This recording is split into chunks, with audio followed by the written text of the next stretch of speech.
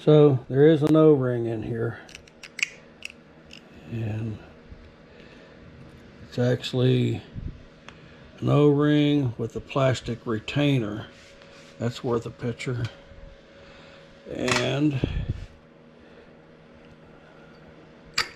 now that came out, and looks like there's a little O-ring at the bottom with another plastic retainer, possibly another check ball. Yeah, let me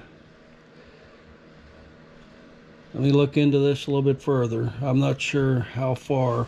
We still have a couple plugs to pull out and see what's behind door number 3 and 4. Okay, for documentation purposes, this hole here had check ball, this little plunger, spring, and this screw retainer. And it took 5 1/4 turns to back that out. The center hole right here just had that one check ball. So we pretty much have that sorted out. Yeah, so my plan is I'm going to take this all the way apart. There's crud in here. You can see it right there. So yeah, this thing really needs cleaned out good. So I'm gonna put you guys up here, so before I turn this over, see if anything else falls out. Nope, I think we're good there. So now we've got 2, 3, we got 3 more screws to take out. Looks like they're all the same size. So yeah, let's do that. Really greasy. All right, I don't know how tight these are going to be. So that wasn't too bad. Let's see what's behind door number 1.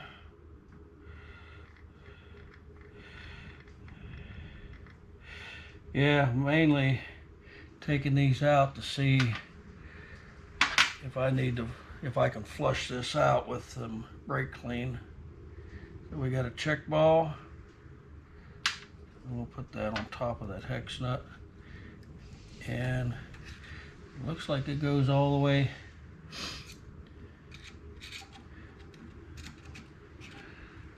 There's nothing else down in that hole. All right, we can document this one. All right, on to hex screw number 2. And that one's tight. It's bending my tool. I'll bring you back. Get this one figured out.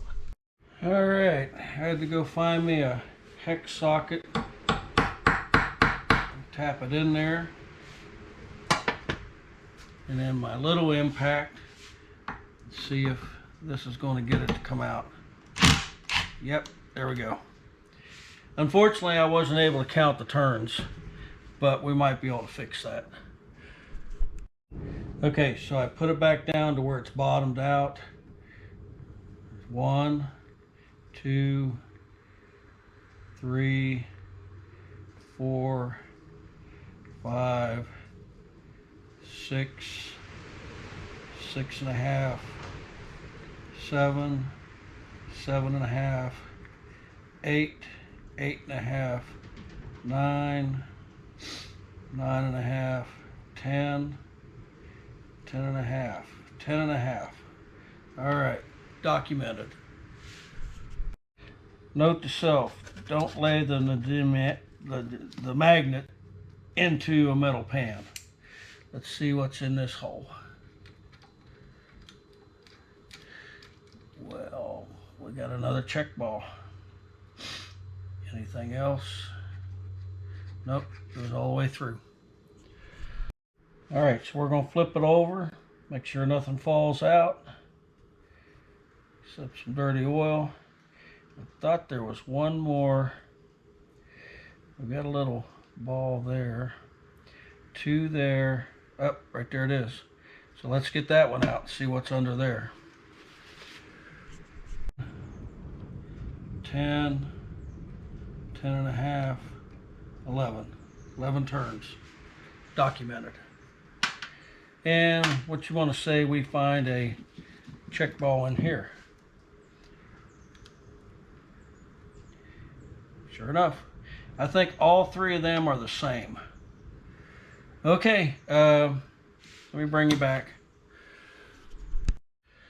Well, never fails. Another little check ball came out when I turned it over, and I'm positive it came out of that hole right there. So, yeah, we're documented.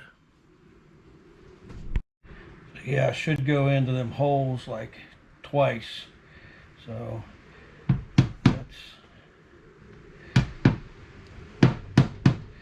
all right, I think everything's out of it. I'm going to inspect it really good, and then probably get the brake clean out, clean this thing up, and start evaluating what I need for it. All right, so my next step is to document O-rings. I know I've got one there. There's one inside there. Got one there. Not too many. There are discussions of trying JB Weld to fill that in. Mainly it's just to keep it from damaging the seal. I like that idea, but that's going to have to be really cleaned up good.